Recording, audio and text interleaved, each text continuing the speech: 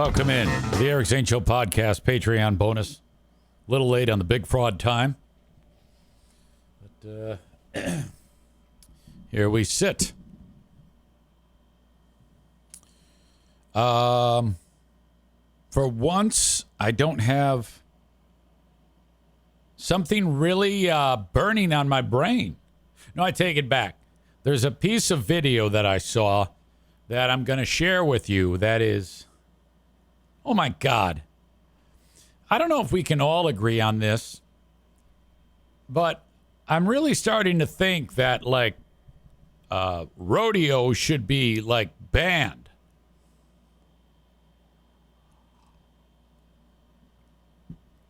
They put the bull in the cage, and then they take a rope and tie up his balls so that he'll be a bucking bronco. And it's I don't know, it's a little too inhumane for me. For that matter, I don't even know if I can get behind horse racing. I think I'm getting dangerously close to becoming like an animal rights activist with this discussion right here.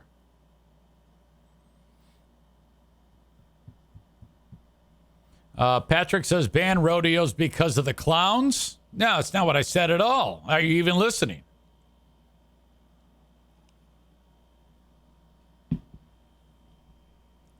Well, there's a video that's going around of a bull that gets revenge, and I'm all for it. Now, in this video, you're going to see people injured, and it warms my heart. I love this. Now, I want you to know that it's okay to feel great joy when these people are injured by the bull, because it's a fact. 100 out of 100 people there love Trump, hate blacks and Mexicans, and hate gays.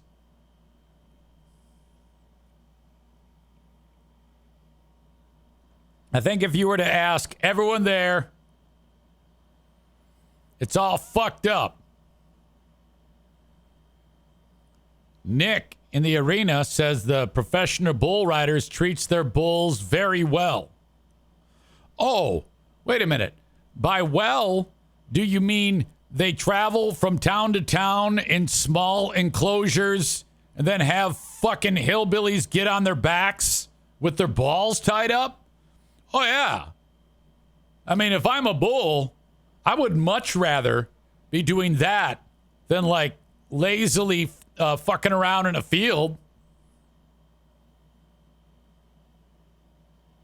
That might be one of the dumbest comments I have ever seen a human write in any chat.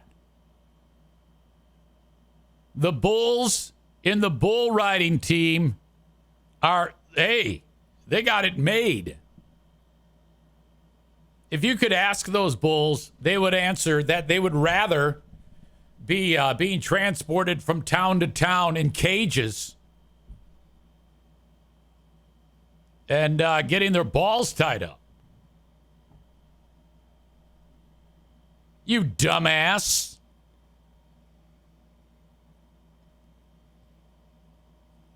The only reason why you're saying that is because you, a hilljack, when faced with other hilljacks in the PBR,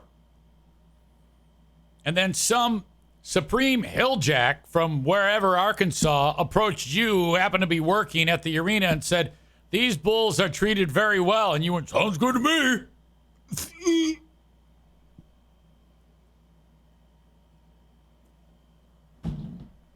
You dumb dick.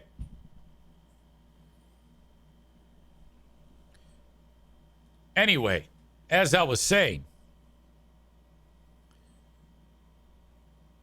this is great. I love this so much because it starts out with at the bull riding event, right as they're playing that Lee Greenwood song. The one that you hear at all the Trump events, Proud to be an American. This is somewhere in Oregon where it's happening. And so they're playing Proud to be an American or whatever the fuck that song is. And the bull is terrified and he's running around and they're probably going to kill it. And then watch what happens. This is absolutely spectacular. And remember, the only reason why this is a good video is because these MAGA scum are injured. So when you see the people injured, you know that they deserve it. This is karma. I can guarantee you every person who is injured, 1 second before they were injured, had uttered the N-word. Look at, there's a bull. Right now he's thinking, who can I kill?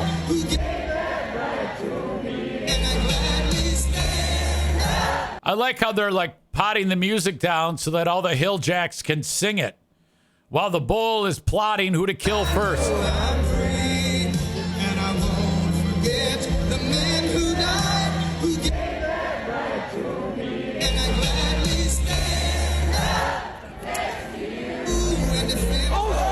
Okay, so now, the bull is now hurting people. We have more camera angles. In addition to many fucked up racist views of the world, they also have many camera angles at this rodeo in Oregon. Okay. Right by the guy. Chick's looking at her phone. She has no idea what's happening. Watch this. Here you go. Of course this chick's wearing red. Whammo! That sweatshirt she was wearing said MAGA for life. Oh my God. Why didn't she get out of the way? Oh no. Yes. Oh, what? Not done. We got another view. Oh my God. And then this guy.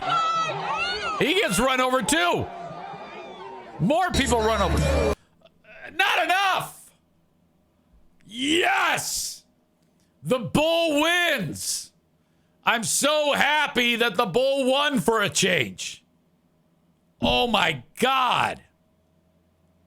How great was that? It is about damn time that the bull won one.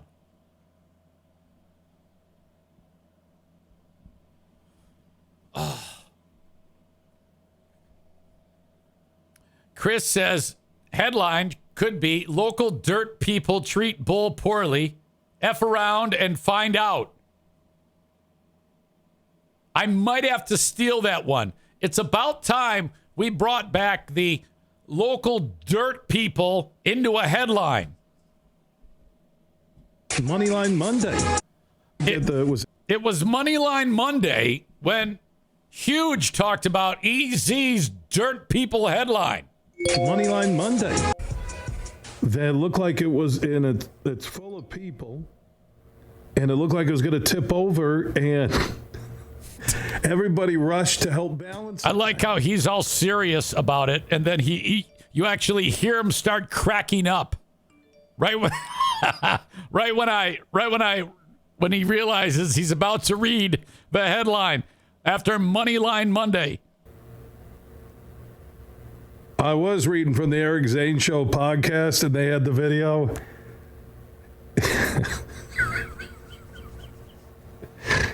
And his quote was, poverty carny ride at Michigan Hillbilly Convention goes bonkers. Dirt people rush to help.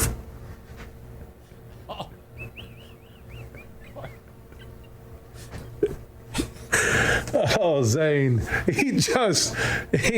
Every time Eric Zane, it seems like he's going to settle down and just be a good guy. He completely alienates half his audience. It's amazing. On a serious note, how about the people who came and balanced that? Now, I'm not going to jump on these rides at all. You know what I love about carnivals? Their food. I'm not lying. Food and cold beer or cold beverages. But if you're the Eric Zane Show podcast, you can't put as a headline over the video, Poverty Carney Ride at Michigan Hillbilly Convention goes bonkers. Dirt people rush to help. Oh, gosh.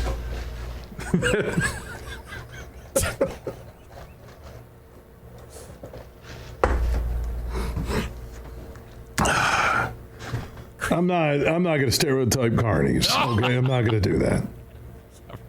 I applaud the people who just all rush there to balance it, to stop the damn ride. Don't be silly. Let the people get off before there was tragedy. They didn't do anything. It was already stopped. The reason we can laugh is that there was no tragedy. And I think Eric should retract his... Oh, get serious. Not retracting anything. Paragraph above Idiot. the video. Poverty Carney Ride at Michigan Hillbilly Convention goes bonkers. Third people. It's a great headline. It was awesome. 24/7. The podcasts are free. All right. Moneyline Monday. Moneyline Monday. Moneyline Monday. Moneyline Monday. It is Moneyline Monday. Chris D says he can't say it without laughing whenever he tries to read it. Yeah, I think it's about time to fire off a insulting dirt people MAGA type of headline. It's election season, and I have firmly planted my flag in not giving a fuck about insulting the pieces of shit that want Trump to be president.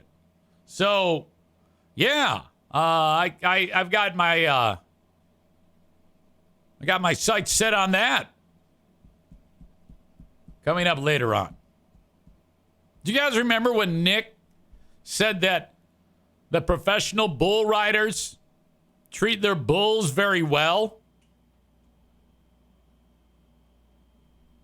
What are you doing? If they're professional, that means they're even better at treating the bull like shit.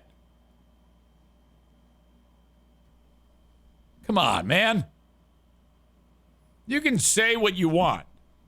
I mean, bull riding's here to stay.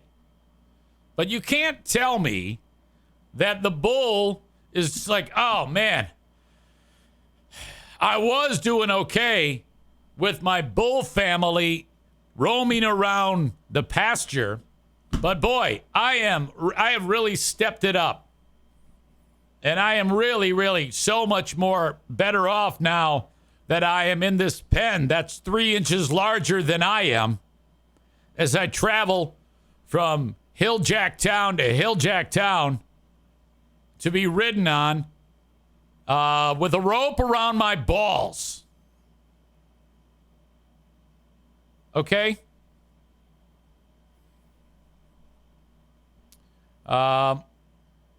Jen VO says, what about fairs?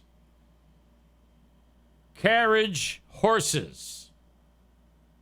Dressage. Those are all sports involving animals.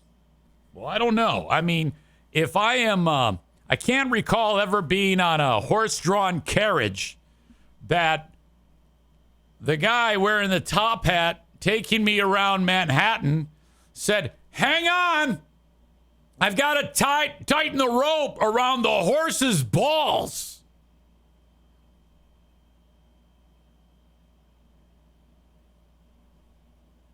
Unless I'm missing something, I honestly think that when I'm on a donkey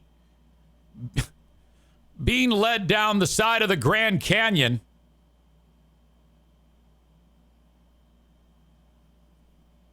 that I can reach over and squish the donkey's balls with a rope.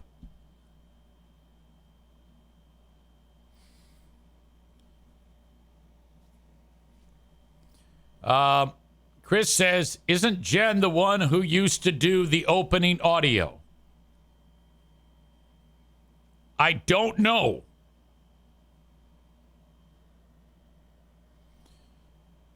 Nick is back. He says they, I'm assuming he means the professional bull riders, are much better than a lot of the low-rent circuses that we used to have. Then he writes, I reported a guy for punching a camel. Oh. Boy, that's a bad day at work. When you're walking through the rink, you come around the corner and you see some fuck punch a camel. What kind of loser? I mean, I'd kick his ass. You should have reported him. You should have fucking stomped him. Fucking ghetto right there in the teeth. You can't punch a camel. Fuck. Well, anyway, I don't know if that's exactly saying much. They are much better than the guy who... Yeah, so what? You're better than the guy who punches the camel? That's a very low bar. Hey, this is Cleophas Jones, bull rider for the PBR. We've had a lot of concerns from people in the community about our treatment of our bulls in professional bull riding. Well, let me just tell you, we are much better than the low-rent circuses where they punch camels in the face. Now, that's not really saying much.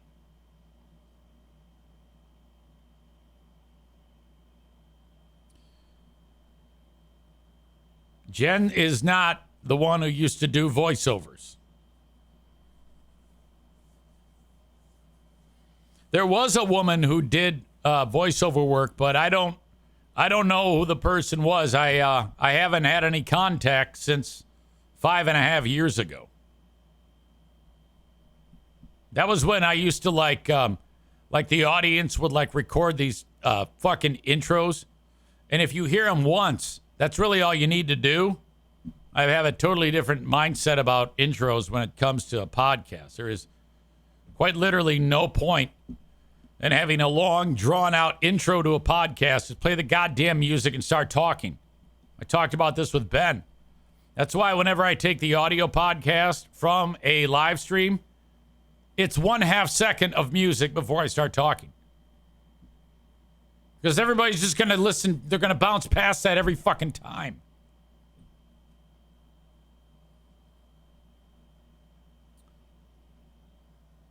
Nick says it was the TJ Maxx Family Fun Circus, very low rent operation.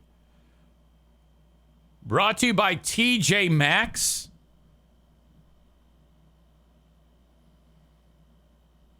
I take it back, and I'm getting a lot of good suggestions for little drop-ins here on the show. I do stand corrected. There was one set of intros that was superior. Stuff of absolute legend. And that is Saul. What? You'd like to hear Saul's intros? Well, your wish is my command. Ladies and gentlemen, I give you Saul. Hi, Eric. And his intros. Hey, Eric. It's me, Saul, calling you back. I feel like I didn't record enough greetings for the Patreon, so here we go. I'll record a few here. Hi, folks. This is Saul Quishoff, better known as Blind Saul, and you're listening to Eric Zane Show Patreon podcast.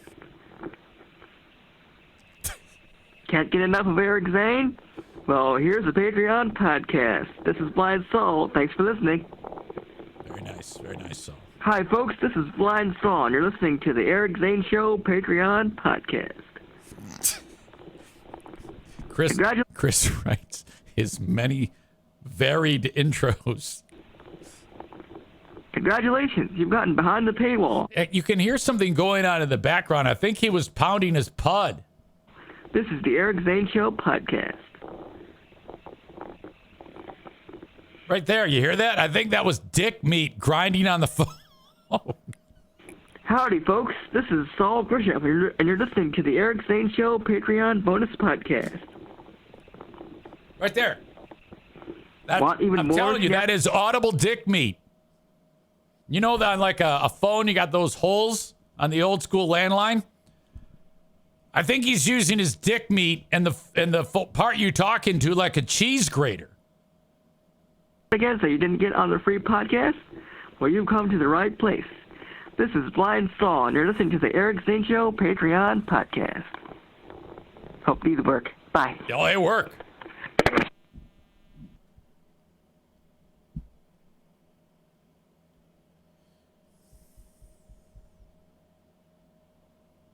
Jeremy writes, did he just say Eric Zane Show podcast? Probably.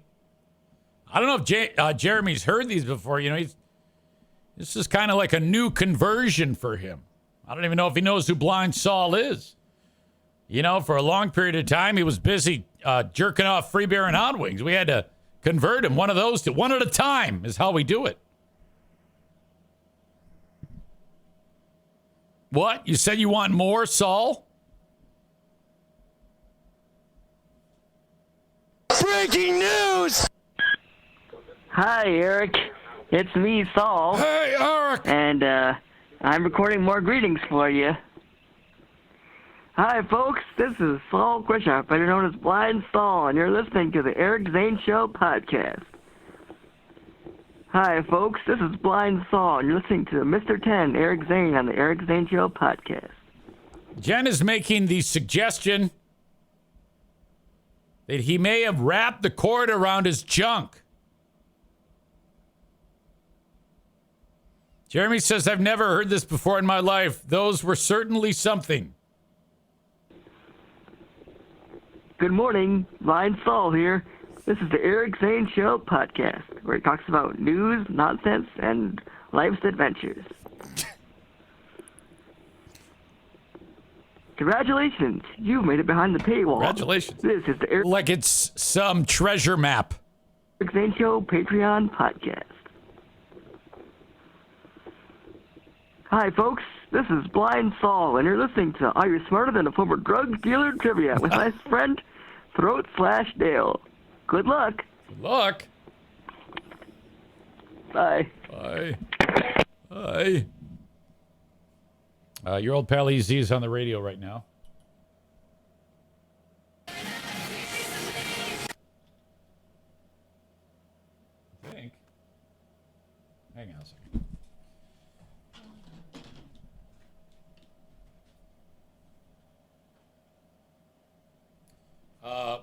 As you know, on the world famous Big 101.3. Okay, hang on. I don't even know if this thing works.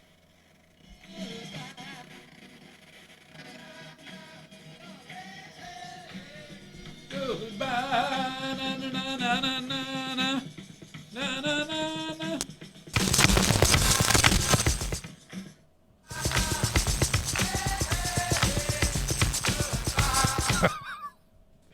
I think I talk, but I don't think I talk after this song. It's very fuzzy.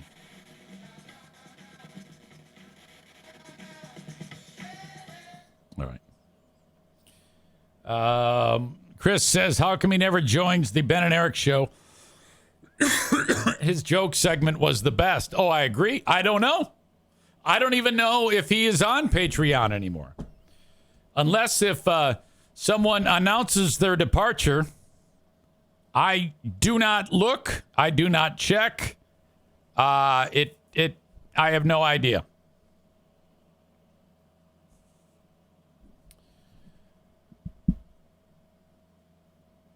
Meanwhile, this clip from the WNBA. Now, Jason Whitlock, who is a sports writer, his caption, why am I not seeing that? I should be seeing that. I don't like this.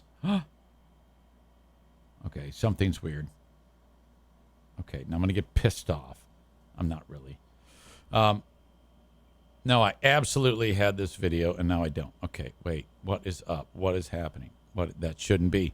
That's okay. I might have to come back to that because I thought I had something, and now I don't. I just had the that video. Why don't I have this video? That's ridiculous. It doesn't make any sense. Okay, here she is. This lady is being interviewed after the game. Who gives a shit? Doesn't matter. It's going to go south with the reporter here. He asked a dumb fuck question. And now I hadn't seen it. All I did was saw that it was there. And Jason Whitlock wrote, the WNBA is not ready for prime time. Be careful what you wish for. So what he's suggesting there with that quote is, so when I saw that one, okay, she probably, he thinks that she shouldn't have done whatever I'm about to show you that she's about to do. And so let's just watch it. She's asked a question by a reporter. Khalil, this looks like the bench production. You didn't get a lot of it in this game here. Talk about what they need to do going forward. You said what? The bench. Not score a lot in this game here, give you a lot of production. What do you have to do next in the next few games to help you guys most likely get to the next level? Okay, so that's sports speak. What he said essentially was the bench sucked.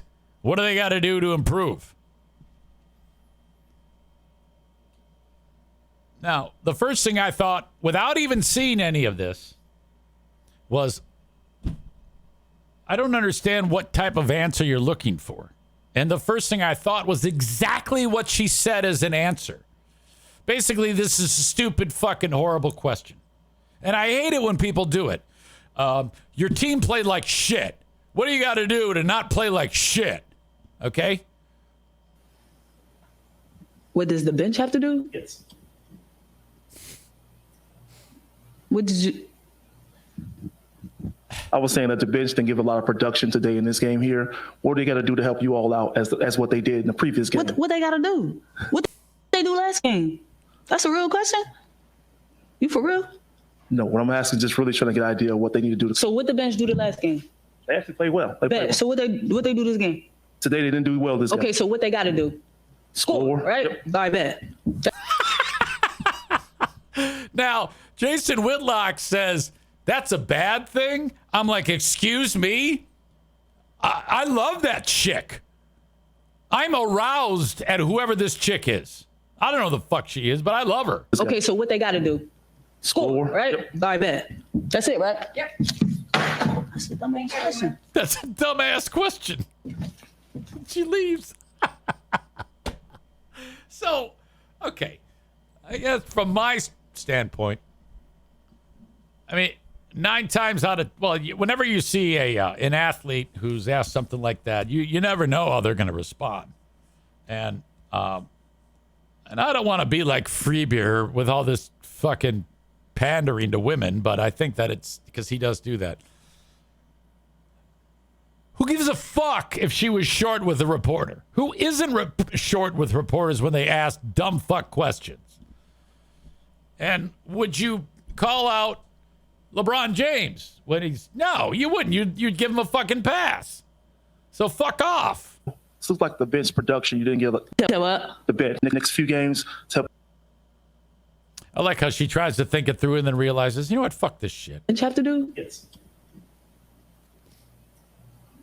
What did you...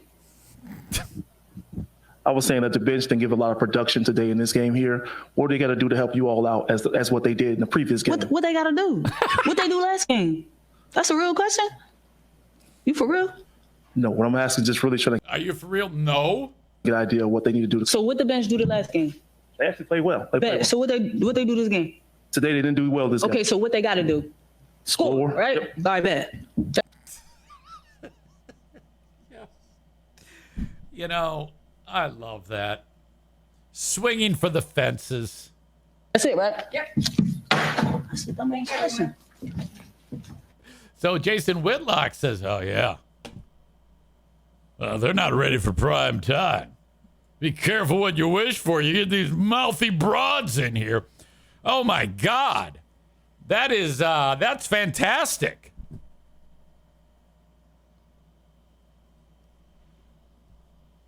Swing for the fences, ma'am. Jeremy says, what does the reporter want her to say? More cliches about it's just one game, got to move on, and we're all in this as a... yeah, exactly. You got a nice, honest response from her. And then Jason Whitlock says, oh, I'm appalled at the rudeness. You're not ready for prime time. Careful what you get for. Careful what you wish for, you know, with these mouthy broads. You motherfucker. This is what, his cock probably hasn't been touched by a chick in probably 30 years. You piece of shit.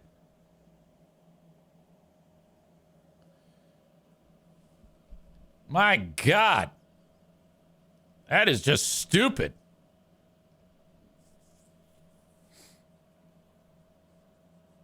I guess this was a thing for the University of Baylor men's team. Taurean Prince. This was from a moment probably not that long ago. How does Baylor get out-rebounded by Yale? How's that happen? Are you directing that towards anyone? Gentleman who just talked about getting out-rebounded. He had the stat sheet. Torian? You said how do they Yeah, have they have more rebounds you than said us? he got out-rebounded. I was surprised. You did. 36-32. How does Yale out-rebound Baylor? You go up and grab the ball off the rim when it comes off, and then you grab it with two hands, and you come down with it, and that's considered a rebound. So they got more of those than we did. Oh, yes. That guy's name is Taurean Prince. And I'm wondering if he is related to to Tayshaun Prince.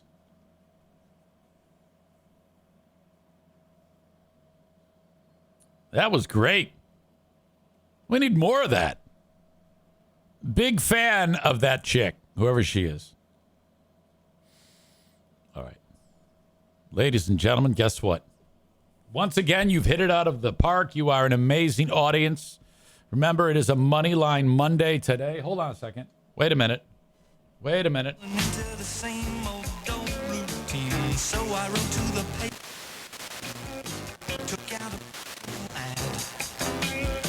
If you like pina colada.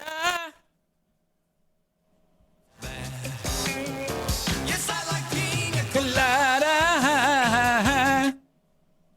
I think I talk after this, but I don't know if I want to wait that long. I am into champagne. So basically, ladies and gentlemen, you can check out EZ winning the audience over one listener at a time on Q100, the Insane Asylum, Q100 Michigan Mornings with your old pal EZ. That ends, and then you go from being DJ to the podcast, and then back on the radio all the way until 6 p.m. So I don't care how old you are. And she walked in the place. You can listen to the fun hits you know right here on what is the station called? Big 101.3. And she said, oh, it's you. And she said on my face. We laughed for a moment. And she laughed for a moment. What a song. What a hit. And I forget who sings it. Rupert Holmes? Rupert somebody? Taste of champagne. And the taste of champagne. Now I can bring back Let's Go Around the Radio, but I can just listen to me, for God's sake. Guitar solo. Moneyline Monday. Moneyline Monday. There's in pre-quest and use that up. I think it was in Traverse. From that carnival ride up, I think it was in Traverse City. I'm a 50-year-old man doing what a 50-year-old man should. Let's go to Big Boss Dick because I know you want to do it. Oh, shoot that fucker! Good morning, sir. What's your name? Big 101.3, the fun hits you know, and the Beach Boys. Oh, that's it. That's all I said. I waited all that for that. What an asshole. All right. We'll talk to you later. Bye-bye. Been a great audience. Thank you.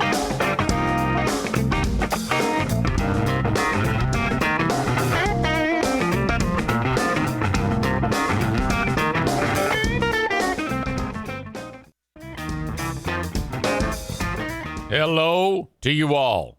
Welcome in to the Eric Zane Show podcast, Patreon bonus. So glad you are here. I went the route today where when I finished up that free podcast, my brain was cooked. And I'm like, oh shit, I gotta shut it down for a little bit. Part of that had to do with last night. I went to bed and I kept waking up, and that's not. And first of all, I went to bed too late. Then I kept waking up. Then one of the dogs wakes up. I'm like sound asleep, and then I hear. And that's what Bruce does. He sounds like a little gremlin. And there's like light coming in just enough to kind of silhouette him. And you see how his ears are right now?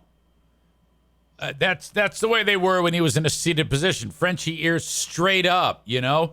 And so it looks like Batman. And I'm like, what? Well, come up. Get up here. And he goes, ugh, and that means he wants to go outside. I'm like, oh, fuck. I go, all right, bro, I get you. Get my ass up, let him out. That's that. About 30 minutes before wake-up time, I hear Darla. She's screaming. She's got to take a leak, too. I go, I got the last one. You go. Hey. It's not like it's always weird because, you know, you get woken up and there's nothing worse than to wake up 30 minutes before it's the get up time. And then the next thing you know, you close your eyes, you open them, and it's the alarm's going off. It's like, oh, fuck me, right in the butt. Also, I don't know what happened, but I laid after I let Bruce out. I laid back down, and the bed is wet, like where my back is, and my t-shirt's soaking wet. And once it was pressed up to my skin, I'm like, wait, it's wet here. What's going on? And so I said to Diane, I go, what the fuck is this? She goes, I don't know. It's all wet there. I go, what's this? So one of two things, either urine leaked out of the dog, which I don't think that happened. But I think I might have been like my back up against Darla, and then my back was sweating. That may have been it. I don't know. Why am I telling you this? Well, because this all has to be paid back. It's all about accounts receivable and payable. And I knew that when I got up that I was going to be tired. So, like, fuck, I don't know how I'm going to make this shit. So I got done with that first podcast, and I'm like, okay, let's do the boring shit, the arts and crafts, publish it, and get my ass to bed. So I know that I've got the opportunity to crash for extended time and then go ahead and do Who Are These Broadcasters with Christian Blatt, and then I'll do this then. But it got even more fucked up because I set it down. I go, look, I'm going to bed. And so I hold my phone in front of my face, and I'm going to watch my favorite videos, and that is the Asian guy who, like, goes out in the woods and he gathers, like, roots and monkey shit and grass And then he like boils it, mixes it, and the next thing you know, he's got chess pieces. Have you seen this dude? My God, I don't know what the fuck to call him because he writes it all in Chinese, or I don't even know what type of language it is, if it's Chinese or Japanese. To me, that's a horribly racist thing to say. I might as well just say that all Chinese and Japanese people look the same. And I'm actually going to commit to that. It's kind of like saying folks from the Congo look just like the people from Senegal. It kind of works out. Anyway, the guy goes and he like blends all this. It's tough to explain, but they're the greatest videos ever. It's my new favorite video to fall asleep to. First, it was guy who was scraping rust off metal. Then there was lawnmower guy. And then there was rug cleaner guy. And now it's Asian dude making chess pieces out of monkey shit. In my heart, I hope someone knows what I'm talking about. I'll link it up one of these days. We'll spend a little time. There's no words. It's just the dude working and then soothing music. Oh, yeah. Megan says, hoof cleaning guy.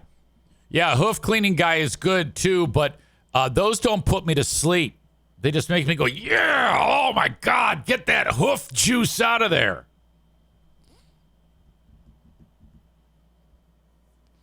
The worst is, see, you know, the cow is like, oh, and he's holding his leg up, and then, you know, get the hoof and the thing so he can get access to it, and he starts like peeling off the whatever makes the cow hoof, keratin or collagen, I don't know what the fuck. And then he gets to like the spot where there's the abscess. Then he just starts like squeezing it like one of Amanda's titties. And then this hoof gel, this green hoof paste comes out of it. It's like, yeah, that's right. Put it on my face. He should bottle up the hoof jizz and sell it to some creep.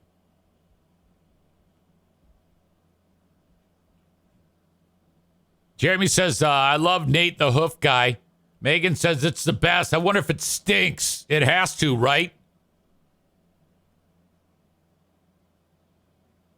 Megan says sometimes the hoofs squirt. Oh, yeah, they're squirters.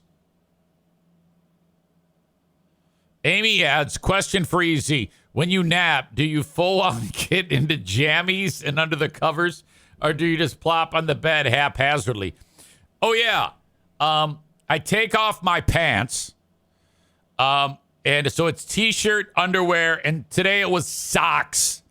Full on under the covers, go back to sleepy sleep. Jammies. It's jammy time. I love jammy time. My favorite time. So,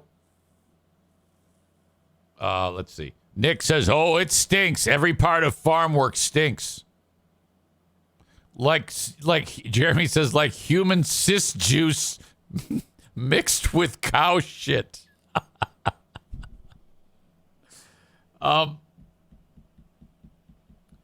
So then I get about halfway into my nap. I know I've got about, okay, this is about 12:15. I can go till about 1:45. I have to start podcasting at 2. It'll take me a few minutes to wake up. It's 1:45, and Pooh Bear crawls in the bed. And she says, your family member died. I have a family member that's been very ill. And she wakes me up and says, so-and-so died. She died 45 minutes ago. And I'm like, oh, my God. And then she goes, I'm going to go in Madison's room and crash. I had a couple questions there. First of all, it's very, very sad.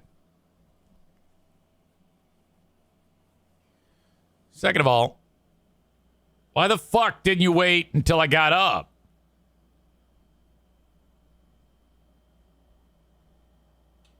I don't understand. Megan says at least she let you finish your nap. Well, it doesn't matter. I didn't even fall asleep. It was fucked up. So that's just terrible news. I have nothing more to say about that.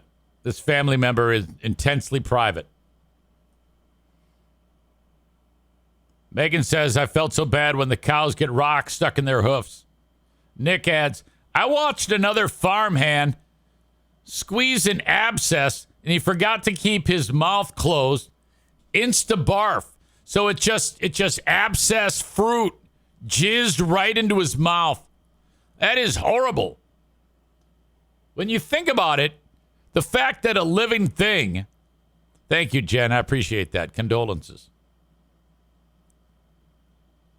This is a weird scenario because a good portion of the people affiliated with the deceased hate my guts. I mean, bad, really bad. Like, want me dead, want my head on a pike. But the next of the significant other of the deceased, I am on speaking terms with. And the deceased was also very sweet to me, but I'm still in a weird spot. So I got to be careful. But thank you. Anyway, on to abscesses. The fact that whatever it is that happens makes that, Jesus, that's gross. I still can't get into Dr. Pimple Popper. It kind of drives me crazy. I just can't do it. But when it's cow hoof, squeezing cow hoof so that hoof meat will come flying out of it, I'm okay with that. Adam says, have Pellerito invite them to this year's We Hate Eric Zane party. Oh, yeah, I wonder if that's going to go down again. The old We Hate Eric Zane party. Good group of people there. Yeah, some of them are going to start kicking off themselves. They better be careful. Hunter Biden was convicted on gun charges. Now, when it says Hunter Biden found guilty on all counts in gun case, I don't know. I don't even know what the charges were. I don't even give a shit. I don't give a fuck. The same way, this doesn't matter. The same way Trump being convicted doesn't matter. Well, Trump should matter, but it doesn't. But, unless there's something significant that affects the election, I don't care. I don't give a shit if Hunter Biden's a piece of shit. It doesn't matter to me. So there's all sorts of people are like talking about, holy shit, this is so incredible. And Hunter Biden, I was like, well, just get to the, how does it affect things? Does this really change anything? I doubt that Joe Biden even knows who Hunter Biden is. In the courtroom, the judge decided that there's no electronic, you can't no laptops, definitely no cameras. And I don't know why that is. You should absolutely have cameras in all of these trials. But most judges, they're assholes. And they're extremely protective of the bench and their courtroom And it's all about ego. And they're like, not in my courtroom. I got rules. Blah, blah, blah, blah. It's like, shut the fuck up and put a camera in there. Like we give a shit. Shut up. This one, the judge didn't even allow, like, you know, the sketch artist or like a reporter to like type out a blog of what's going on in the trial. The judge made the reporters from whatever news agency write it down, the notes by hand, and then hand it to a runner, a person who had to literally run out of the courtroom, hot off the presses, through the lobby of the courthouse, out into the street, and hand it to the folks in the truck so that they could transcribe what's happening in the courtroom. And it's like, what are you doing? What type of power-hungry asshole judge would do this? Look, I can even show you what this is like. Here is the what they do is they get these young law students to take the notes and run them. Michaela Cook runs to deliver the news about the verdict in Hunter Biden's trial. Her running the notes out of the courtroom to me are more interesting than this court case.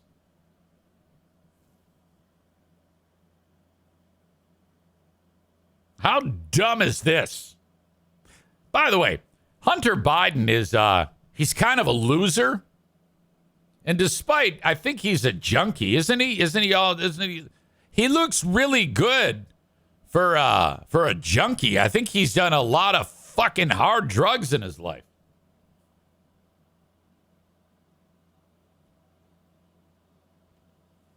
If I'm the president, I beat his ass. I either beat his ass, okay, or I say, oh, yeah, he's like publicly call him a loser. I think that it would help Biden if he actually says, yeah, he is a piece of shit.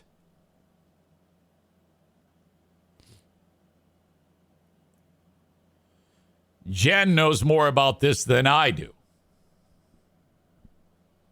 Federal gun charges, he lied on his background check. Said he wasn't on drugs when he was.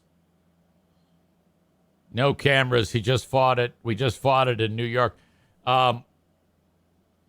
Okay, so he obtained a gun and lied on the background check. Who gives a fuck? This happens all the time. I mean, that's a stupid thing to do. But, I mean, this is a not sexy story that I'm not interested in. Now, if he was, like, caught with a child or was getting screwed by a donkey or something like that, I would absolutely be interested in that. But I'm not. I don't care about this. I didn't even give a shit about the Stormy Daniels thing. Who cares? This is all the calm before the storm. It's June. Don't worry. When the election hits, it's going to be ridiculous. Oh, my God. There's so much to talk about. But, yeah, I would, if I had a piece of shit kid like Hunter Biden, I would, I'd just write him off. Say, yeah, he's my son, but, there's no doubt about it. He's a huge piece of shit. How can you say that about your son? Well, I didn't do it. I didn't make him take the drugs, and he is. What? Why is everybody mad at me? At the Pellerito We Hate Eric Zane party, Chris says they're going to do some hoof squeezing at that party. That or titty squeezing. Have you seen the titties on some of those former Zaniacs? Now, they're not nice titties, but I imagine green paste flying out of those.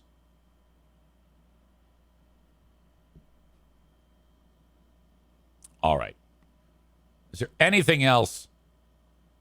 President Biden doesn't mention son's conviction in first appearance since the jury's verdict from 1 hour and 29 minutes ago. He doesn't remember him. Come on. House GOP redirect attention to Hunter Biden's financial dealings and tax evasion. Yeah, I mean, I think absolutely if that fucking idiot cheated and did shit that involved his father, we should absolutely get to the bottom of it. I talked about this on the free podcast about the it's being lauded as like a terrible thing. I should say it's being talked about as a terrible thing, but in my opinion, it should be lauded. And they're making it sound like this is something dramatic with the numbers concerning your children.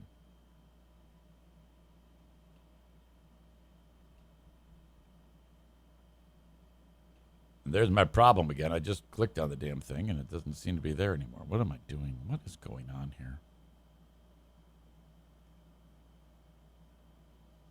1 in 9 children in the U.S. have ADHD, with surge in diagnoses since 2016, according to the CDC. 7 million kids, 3 to 17, have been diagnosed with ADHD at some point. Look, that study is wrong. It should say 100% of U.S. children have ADHD. They always have. This is nothing new. Every kid has ADHD. And if they're lucky, they won't grow out of it. It is a superpower. It allows kids to have so much fun when none is available. The ADHD allows them to get on the nerves of their parents in an extremely entertaining way. If you're a child with ADHD, they all are, in my opinion. They all have it, in my opinion. We all do. Kids doing the things that piss their parents off. That is, the kid does it. You're like, oh, you got it. I don't need a doctor. I know for a fact that you got it. Some have it more than others. Some grow out of it. Amanda says that's because no one beats their kids anymore. Yeah, and that's a shame. Because when you beat your kids, all right, that allows an outlet. It allows you to blow off steam. So when the kids do all the fucked up shit that the kids do, like, for example, if the kid thinks it's a good idea, because kids always do crazy, stupid shit. So, like, to them, the car door on your brand new pickup needs to be hit with the baseball bat because you feel as a 11-year-old child that it would look better, completely ruined. That's like something that a child would do. So a child will go and bash, this is all an example, of course, but it's probably true, and do something like that. And then when I was growing up, my dad would see that and then closed fist punch you in the face. And nowadays, that doesn't really happen anymore. So Amanda's right. Today's parents are not stifling the creative power. Today's parents would go, good job. That's a good thing you did. That you destroyed my car. That is a choice you made, and I'm very happy that you did that. Jeremy says, I knocked off a whole shelf of cereal at the grocery store once. I got my ass beaten for it. Guess what? I never did it again. Yeah, and that's unfortunate. We need that child to just destroy shit at random.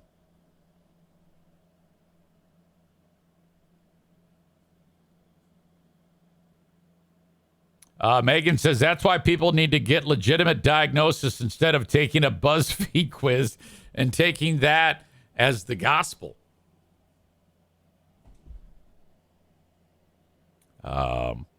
Amanda says, yeah, they would rather put their kids on drugs and just rough them up a bit to teach them a lesson. Megan says, Amanda, that's an ignorant thing to say. Okay, now don't forget, Amanda is a female, big-tittied version of me. Okay? So, she's doing her job. You got to understand here. While I'm hitting you with stupid shit, she's going to hit you with stupid shit. I wonder, you know how like sometimes things come back in style? Whether it be hairstyles or clothing or attitudes. Do you think we'll ever be in a spot again where it's completely acceptable to bash your kid's face in when they do stupid shit? Now, Megan words it as beating kids out of their disabilities. Look, that's not a disability. It's a superpower. We have to embrace it. I say no medicine. Any parents need to, what they need to do is they need to experience the horrible things that these kids do. You can't water down their brains. You never know when creatively they're going to strike it rich on something fantastic. So I say let them explore their creative side. Let them destroy your car. My mom never even thought anything about how fucked up I was when I went on the roof and ripped off the shingles for no good reason. I learned after she bit me and chased me with a ladle that there were right and wrong things to do with myself. There was a time and a place to be a stupid fuck. And that place is on a microphone in front of a camera in a dormer above my garage. That's where you do stupid shit and say stupid things.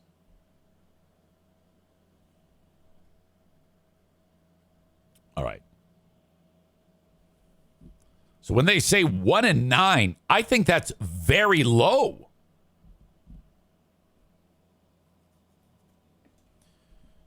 Sarah says, yardsticks broke over my ass, belt whipped, and whooped with a hockey stick. Oh, my God. My dad went with a Hot Wheels track, but he would, like, stack them up. So there was a few. And, oh, my God. It would make, when he would swing it, I'm pretty sure it would make a crack, like when a whip, when it's breaking the sound barrier. Oh. Holy shit. Well, anyway.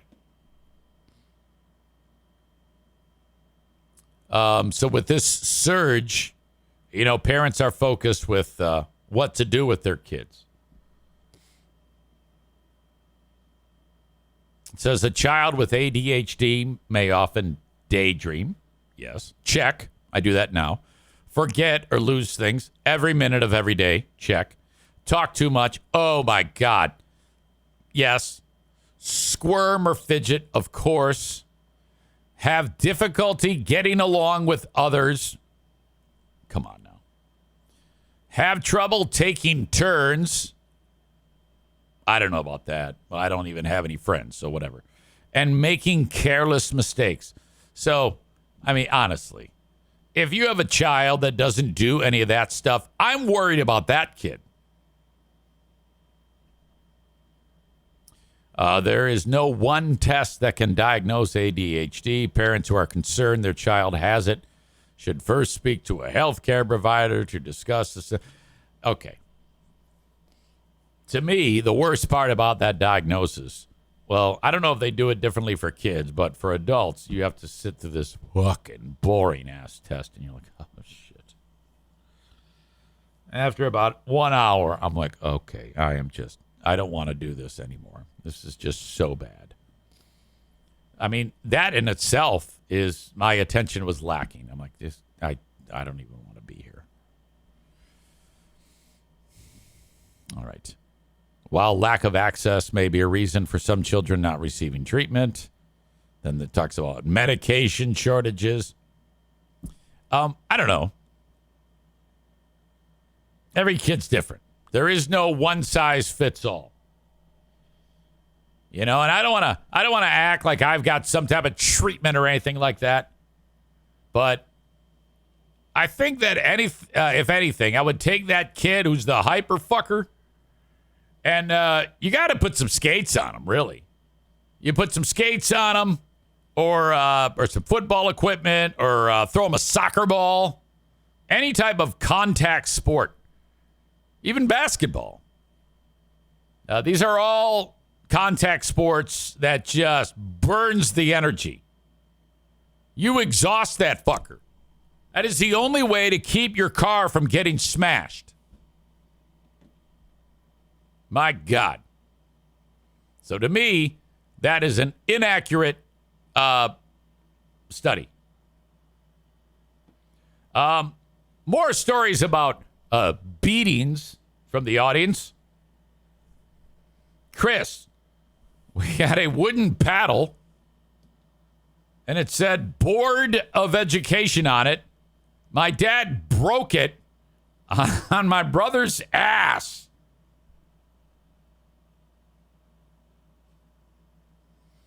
Megan says, take your kids' glasses away, too. I'm sure you can beat sight into them, just like you can beat disabilities out of them. Now, Megan, I know this. If you want to type in sarcastic tone, you have to go like caps and then lowercase, which is a pain in the ass. But I just learned last week, or maybe it was this week, I forget, that's the way you do it. Or you type /S after it. Just saying.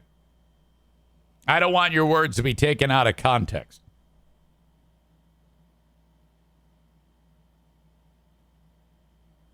All right. Thank you to Jeremy, who is in the chat right now, who sent me a terrific bit of audio that I want to share with you. He sends me clips from our pals on Free Beer and Hot Wings. And he's pretty good at it, actually. So when I see these, I'm like, I don't know if I have room on when we actually do, if I'll even remember who are these free beers. So it's kind of fun to just take a little clip and park on it here and share what he shared with me. So that's what I want to do right now. Now, on who are these free beers? We've talked about the free beer bummer joke. He will say jokes or things on that show that are met with outstanding silence. He gets nothing. And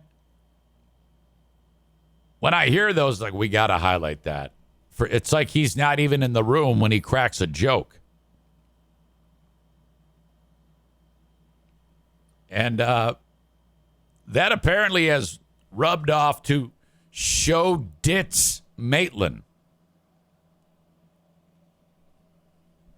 He writes, easy. This clip is not edited. They were talking. They were doing another game called the Initials game. So the way this game works is Greg will start and he'll say, okay, today's initials are DD. And then he gives clues about who he's talking about. For example, DD. And he could say, I'm short and fat. Nobody says anything. I starred in Twins with Arnold Schwarzenegger. And someone would go, Danny DeVito. And he goes, you're right. Yay, you got a point. So there you go. Maitlyn makes a free beer bummer joke, according to Jeremy, which is followed by 7.5 seconds of silence. Oh, boy. The only Here we go. time I'm ever winning a contest involving double D's. Okay, so you see what she's saying. Double D's. The only time I'm winning a contest involving double D's, because I guess she's like in the itty bitty titty committee. She does not have large breasts. She's made that known. It's the only time I'm ever winning a contest involving double D's. That baby didn't have the time of its life. I'll tell you that. They put it in a corner of a dumpster.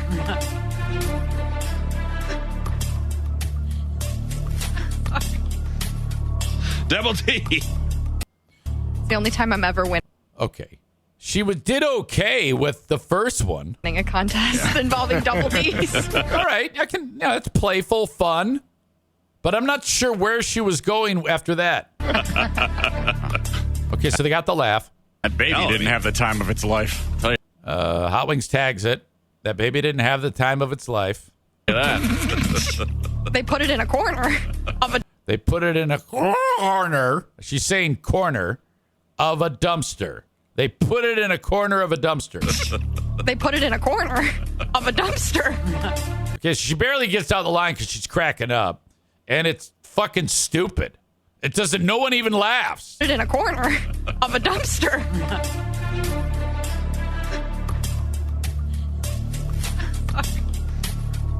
Double D.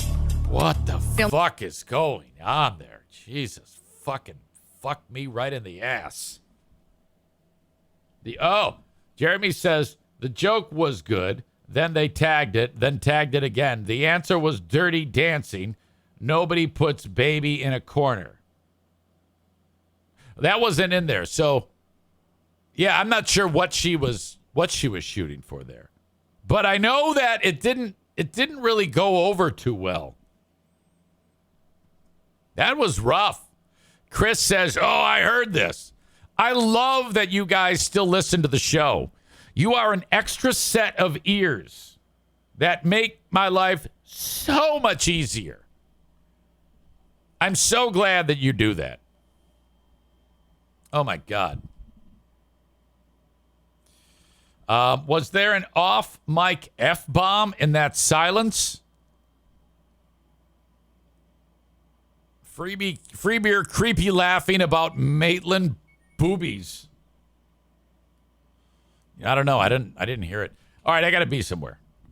It is 3:50 as I'm talking about this live. And I got to be on the other side of town for a 5:30 meeting. So I'm going to do that. But before I do that, I'm going to announce that you have been an amazing audience again. And I thank you. I thank you very much. Onward and upward. Thank you, and have a great rest of your Tuesday. Until next time, folks, have a good one. Bye-bye.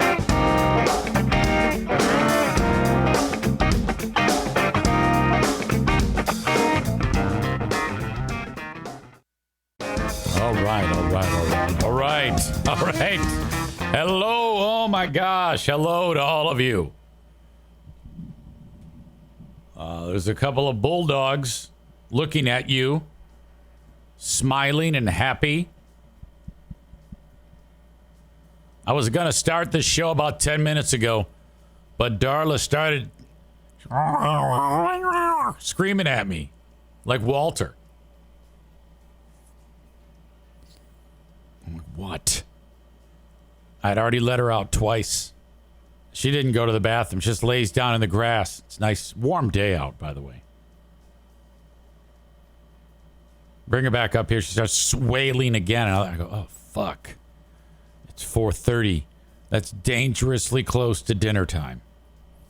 And I'm like, look, if I go ahead and start this show with her grumbly in her tummy, that is going to be a nightmare.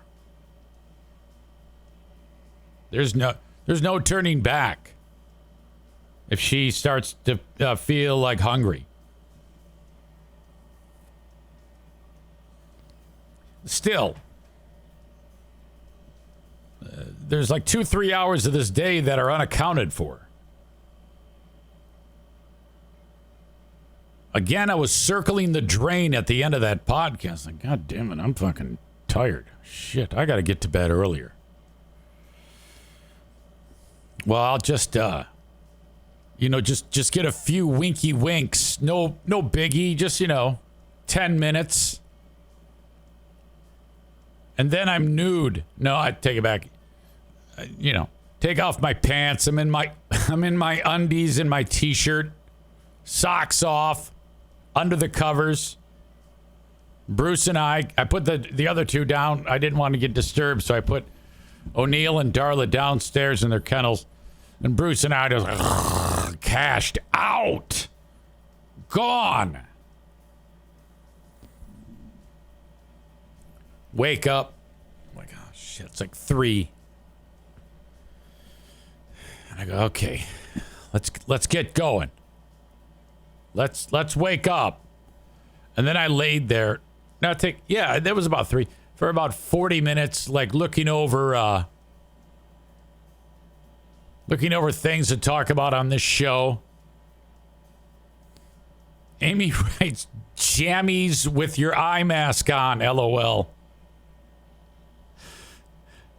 I think jammies is an underrated term that jammies is great. I don't know why. Just referring to them as jammies. Jammies and jammy time. Hey, what time is it? It's jammy time, god damn it. Jammy time and night time.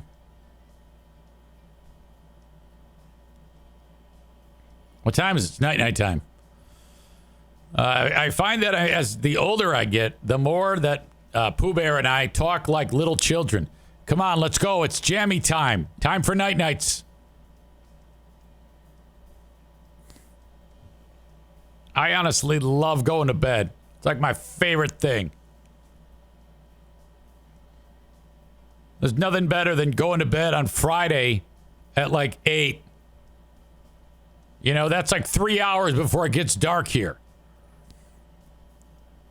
I wake up and like it hasn't gotten dark yet. I'm like, oh God, it's morning. Oh no, it's only 9:30. The sun sets so fucking late over here. That's spectacular. And then sleeping in till about 9. Yeah, let's go for the 13 hours of sleep. Oh my God, yes, that is living high on the hog. All right.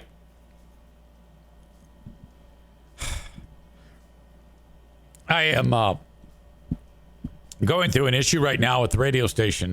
There's an email problem. And I'm not receiving email. And I guess that there was first I got an email on like Friday that said, hey, EZ, you're giving away tickets to see Matchbox 20 at the local casino. And I'm like, oh, that's cool.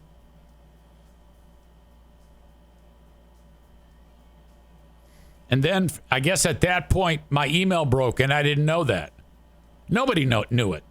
So Monday rolls around. I sign on. I'm like, oh, my God. Yeah, hey, I tell you what, here we go. Let's give away some Matchbox 20 tickets. I give it away. Hey, you'd be caller 5. And then I get a text message, and I didn't even see it. Then the first person who texted also called and said, oh, my God, did you give away Matchbox? Yeah, that was on hold. And I'm like, what? So that was like an international incident. I've noticed that when it comes to any type of anything that doesn't go 1,000,000% perfectly, it results in like, and this is probably in every business, and this is one thing I don't miss. What could probably be resolved with a, oh, okay, hey, thanks, a text or a nod, but instead it's like an international incident. And it's like, I don't really have the time for this. Jesus H. So now I'm worried that the email's not working, so I send an email. Hey, this is a test. Would someone please respond? I get nothing back. So I send a text. I go, hey, did you guys get? Yeah, we responded. I'm like, oh, I am not getting email. And then the flurry of texts. It's like my battery on the phone died. Ugh.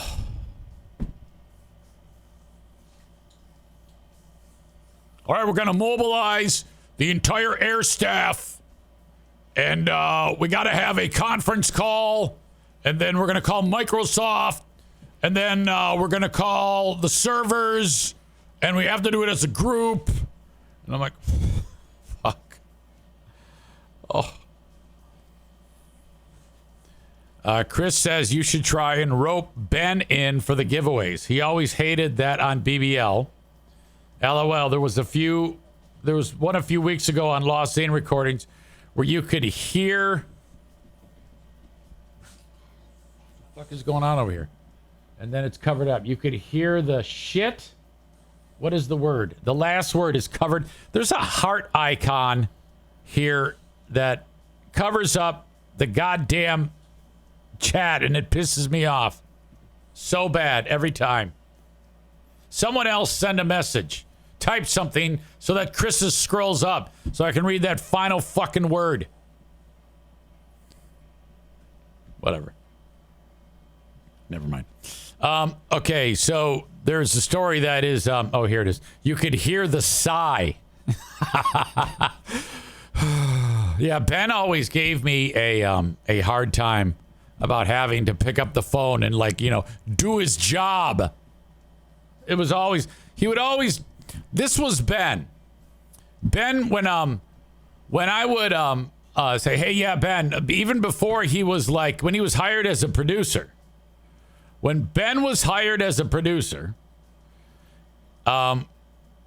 he would be in there and say, okay, caller number 5, you're going to win a fucking pair of tickets. Then Ben would be like, and he'd roll his eyes and he'd be, and I'm like, dude, what is going on? What is causing you to have a heart attack here? Jesus. Megan says, I was going to rant about that, but I always think you'll give me shit for bitching about the heart and tell me to email YouTube. No, so that's not just me, is it?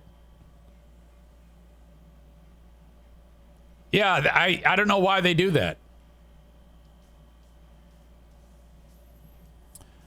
So there's a story going around in, I believe this is southern Michigan, the area of Michigan known as Coldwater.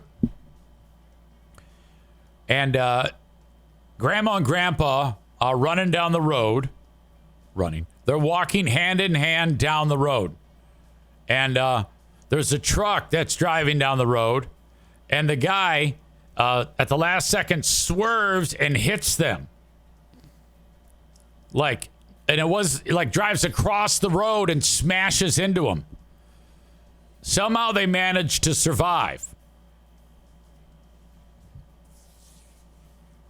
They go to the hospital. The guy took off, the bad guy, the dude who hit him in the truck. They go, so right, can we get a description? And the old guy goes, oh, I know who it is. This is a guy who's been stalking my granddaughter. I'll tell you exactly who it is. The old man had to get his leg amputated, and grandma is hurt. So this is bad. And they go to the guy's place and they go, hey, did you hit these people? And he goes, oh, yeah, I tried to. I was trying to kill them. Mm-hmm. Yep. It's like, what the fuck? Huh? Oh, yeah. Those two are molesting their granddaughter. We're like, what? So is this like some weirdo revenge thing? They go up to the granddaughter, and it's just happened. They go, hey, grandma and grandpa are in the hospital. By the way, were they molesting you? She goes, no. The fuck are you talking about? Yeah, well, this fucking asshole says that. He goes, no, that son of a bitch has been stalking me. Grandma and grandpa were right. They go back to the fucking guy and they go, what the fuck? He goes, oh, well, yeah, that's my girlfriend. Okay. So let's get into this a little bit more. It happened, let's see. The guy's name is McCain Snyder, facing 2 counts of assault with the intent to murder and 2 counts of failure to stop at the scene of an accident, blah, blah, blah. He's 22 years old. It happened on Monday. The old timer was 81 who lost his leg. And grandma was 77. They were airlifted to the hospital. My God. Jesus, this is crazy. The man told police he and his wife decided to speak with Snyder's family about the incident. Wait a minute, let me back up. He'd been stalking the granddaughter, according to the court documents. Snyder went over to the... Snyder is the bad guy. Snyder went to the grandparents' house and accused them of sexually assaulting the granddaughter and said he'd be back. Granddaughter said that's ridiculous. Granddaughter's like in her early 20s, I guess. Crazy guy told police. I take it back. Grandpa told police that he and grandma decided to tell crazy 22-year-old guy's family about this. So they were walking down the street, and I don't know if it was before they told the family or after, and they see the truck coming. They go, oh, that's him. Sped down the road, swerved at the last minute, hit them both. According to the criminal complaint, one of Snyder's relatives reported seeing Snyder, that's crazy guy, get into his truck, accelerate, and hit the victim. So there's eyewitnesses. Another relative told police Snyder had recently started smoking pot and writing on the walls. The complaint says. Writing on the walls. Authorities found Snyder at a friend's home. Snyder told one trooper he had no sympathy. He claimed that he had killed child molesters. He also said that the granddaughter was his fiancée. Again, not true. They arrested the guy. And he was later asked who he had hit with the vehicle. According to the complaint, Snyder said, well, yeah, I hit grandma, but I was trying to hit grandpa. And I was trying to get the 2-for-1, 2 birds, 1 stone. End of quote. He confirmed that he had meant to kill them and claimed he only had a few sips of beer, according to the complaint. In Branch County Jail, that's southern Michigan, bond set at $1 million. My God. This will be on Dateline. How does that even happen? I mean, what? How can a person's brain just go kablooey like that? I don't know. Maybe he'd always been a crazy fuck. But Jesus H. Don't trust anybody. This is why I get scared to death about those fucking Zaniacs. This is why everywhere I go, I'm within 1 inch from a gun. Jesus. What the hell?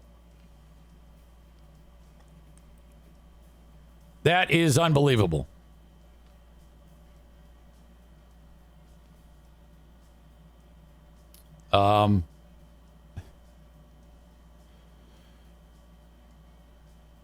Grandpa is just a bag of Werthers and a head, according to Tophus. How about the fact that Grandpa got run over and Grandma? They're both in right around 80 years old, and they live to tell about it. A couple of tough old bastards there. That is fucking crazy. Okay, another ridiculous story that just happened in Michigan. So the Motown song, The Four Tops. I'm sorry, the Motown band, The Four Tops. I think they sing Sugar Pie Honey Bunch. You know that I love you. I can't help myself. That's a hit. And then It's the Same Old Song with a different meaning since you've been gone. And then Baby, I Need Your Lovin', Gotta Have All Your lovin'. Ain't No Woman Like the One I Got. Reach Out, I'll Be There. I mean, we're talking about unbelievable success for the Four Tops. And truth be told, there's four of them, obviously. Two of the original members are still around. The one guy's 88 and still going strong. Like, he's still killing it. And then there's another dude who's a little bit younger. I think he's like 79. He might have joined a few years after they got started in the 60s, but they're intact enough, the Four Tops. And over the years, a couple dudes of the Four Tops died. And they went nationwide search for a new member of the Four Tops, and they found the guy. Alexander Morris is his name. Quite a bit younger. He's like 53 years old. But he tours with them. You know, they're going to show up at all the casinos. And I don't know. They'll probably bring in $100,000 a night. Not bad at all. What the fuck? Well,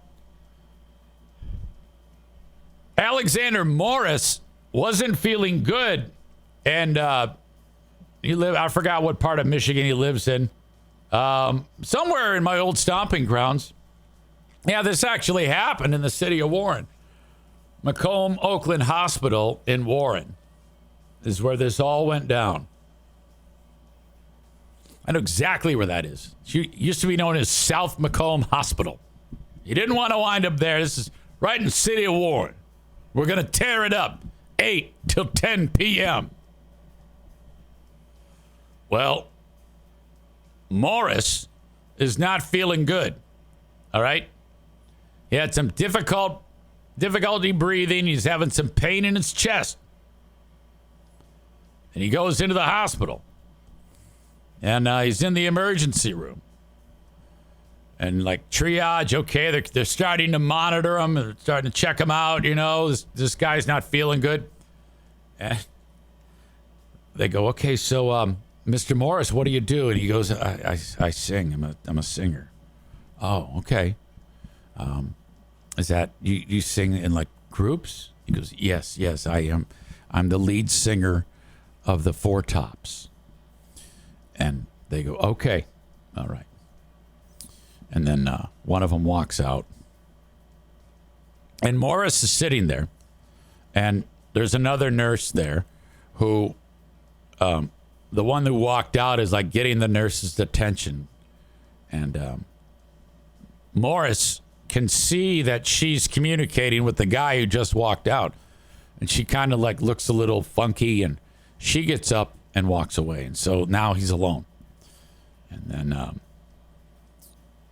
couple minutes later, about 5 guys come in with a straitjacket. And they force him into the straitjacket and tie him up and restrain him and said, yeah, we got a code crazy man here. He's probably going to shit in his hand in a minute and eat it.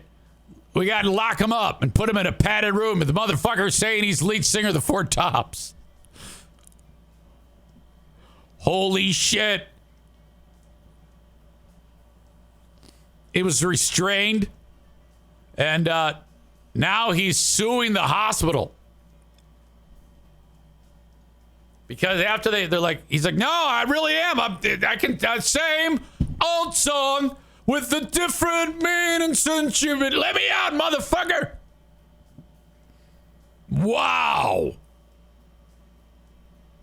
Oh, so, all right. He's suing now. And Jesus Christ, you can't. He's lucky he didn't die. Because the issue that he was having has led to even more issues. They're saying now he needs like a goddamn heart transplant. Okay, let me back up. But this is ridiculous. So nobody believed him. They put him in a straitjacket. The suit accuses the hospital, the security guards, negligence, racial discrimination, battery, and intentional infliction of emotional distress. He says it was a terrifying experience to be in the middle of a medical emergency, to be placed into restraints, to have my oxygen turned off, my personal effects taken from me, no help from the doctors and nurses because I'm black. Racial profiling nearly cost me my life. Yeah, I don't know. I think maybe it would be more racial profiling if he was a white guy. I think that they should be sued, but I don't know if it's racial profiling. I think it's just neglect. Sue them for some type of neglect, right? I don't know if you can say racial. Morris had a significant known history of cardiac disease, including placements of stents and a defibrillator, the suit said. He was diagnosed with a heart infarction that may require a heart transplant, pneumonia, and he suffered 3 seizures during his stay. However, his treatment was delayed because the hospital staffers, they didn't believe him. They said, yeah, whatever, fuck you. Get in the padded room. What are you going to say next? You're Aretha Franklin? Fuck you.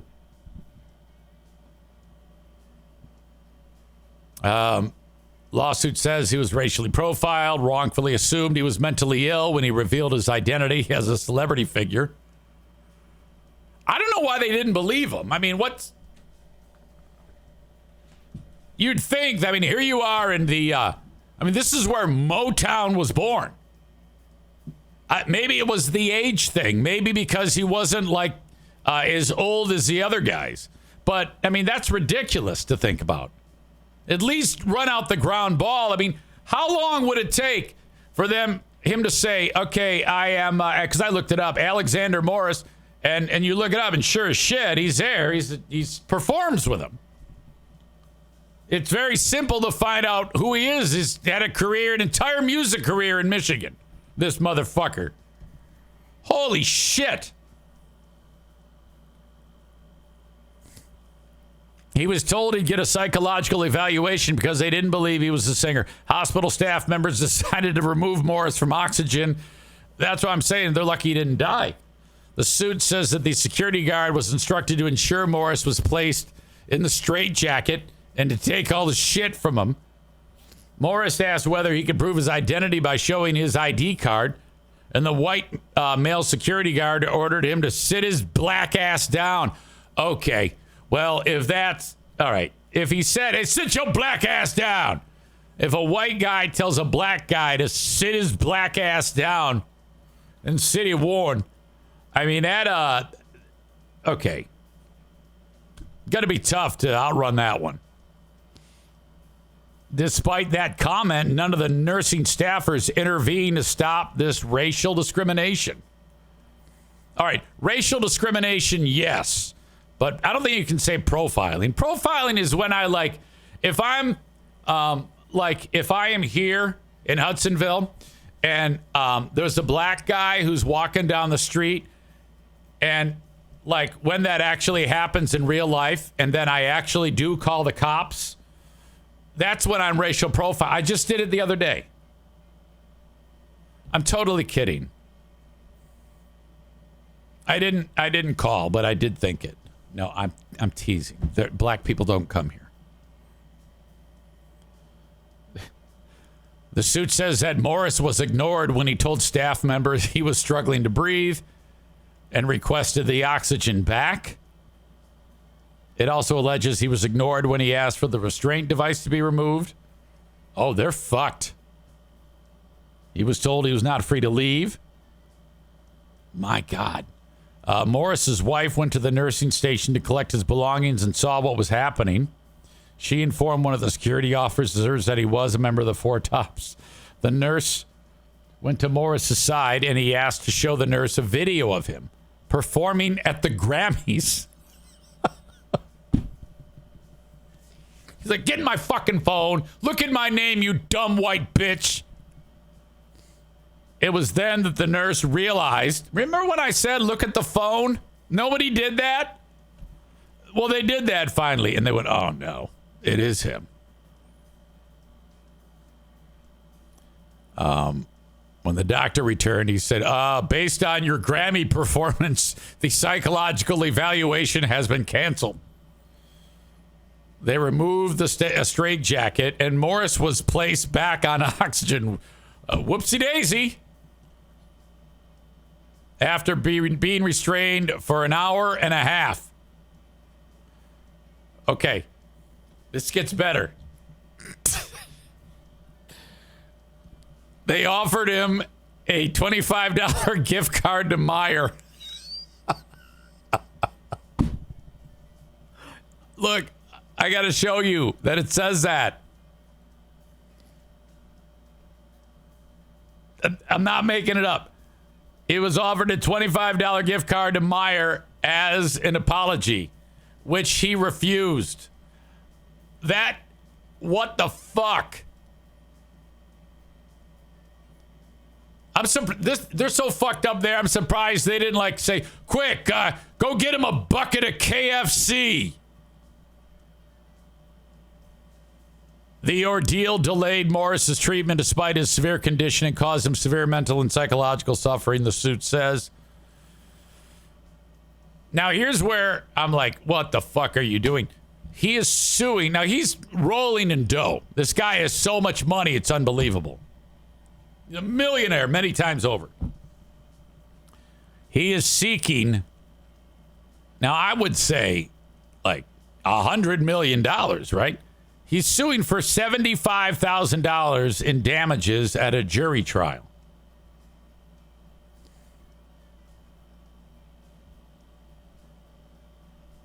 He says, I see all those posts on social media, like driving while black, walking while black, but I never imagined I would become a victim of being sick while black. I filed the lawsuit to hold the hospital in the city of Warren accountable for the way I was treated and to protect the younger generations from racism in healthcare. God damn. An Ascension Hospital spokesperson said, we do not condone racial discrimination of any kind. We will not comment on pending litigation. That's bullshit. The hospital should say, we fired everyone involved. He's right. No need for a trial. In fact, we're giving him $1 million because he's so right. And here's the people that did it. These were the assholes who did this. Security guard, a nurse, doctor. Fuck them all. Jesus H. Christ. That is something. Whew. What an absolute nightmare for that guy.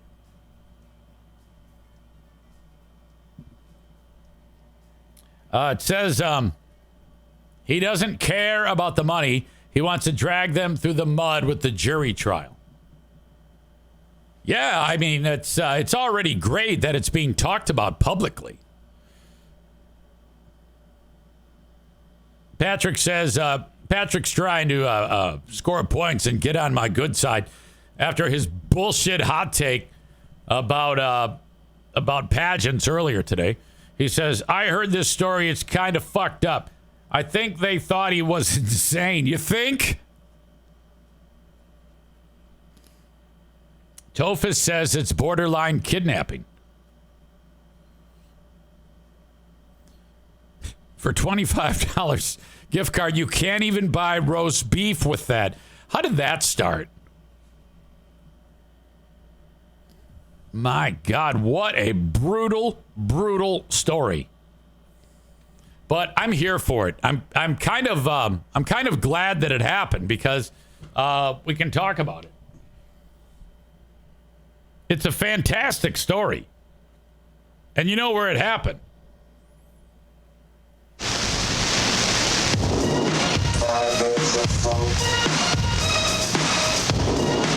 About a mile and a half from this radio station. Tension in the city of Warren. This is Easy Rhyme on 89.1 WPHS. We're going to tear it up with your favorite songs from your favorite artists. We've got 2 hours. 8 till 10 p.m. I'm going to want to hear those phone lines. 751 FM 89 is the number. Let's hear your suggestions. Let's start it off right away with Run DMC, Together Forever. Hey, yo, man, can we see the mics, man? 1, 2, 1, 2, and I say. Okay, one more.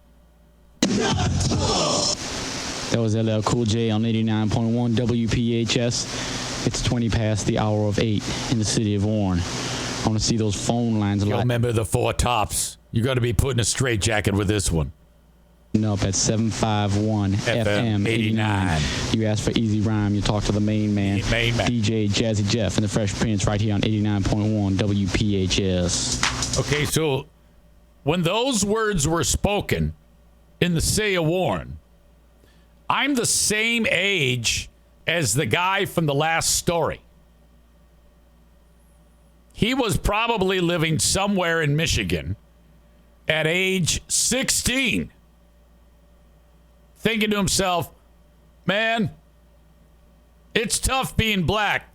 I sure hope I never get pulled over by a cop. Fast forward several decades later, he's the lead singer of the 4 Tops and in a straitjacket in a hospital in the city of Warren. 89.1 WPHS with the Public Enemy. We're going to keep it right here with Gonna Get Yours. That was 2 in a row by the Beastie Boys. Rock Hard and She's on It. Now here's Public Enemy.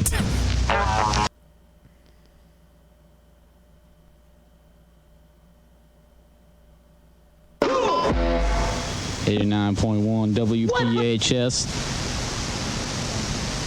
That was MC Shy D. Before that, we had Run DMC, Together Forever. We're going to keep it going with my main man, LL Cool J. I'm bad. Calling all cars. We're back after a long, long departure.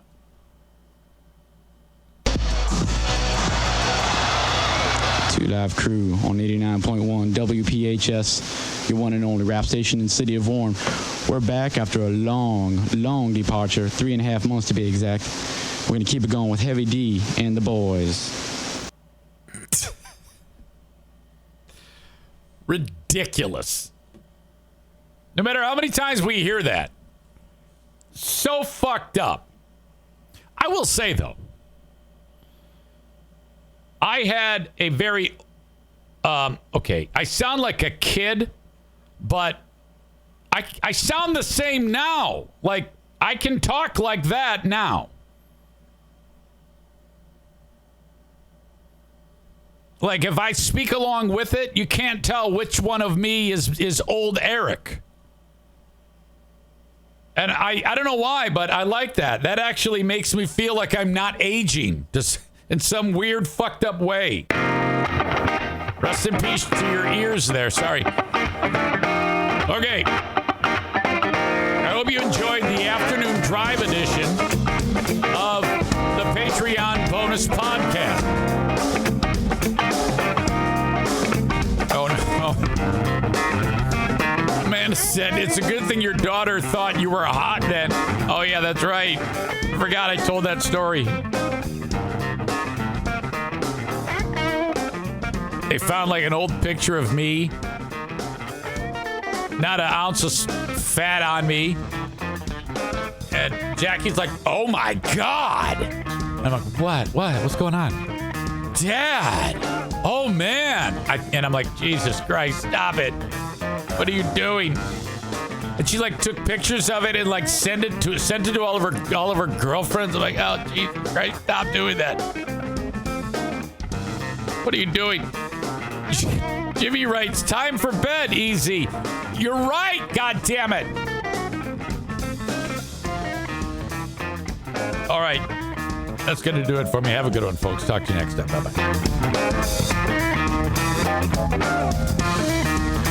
Bye-bye.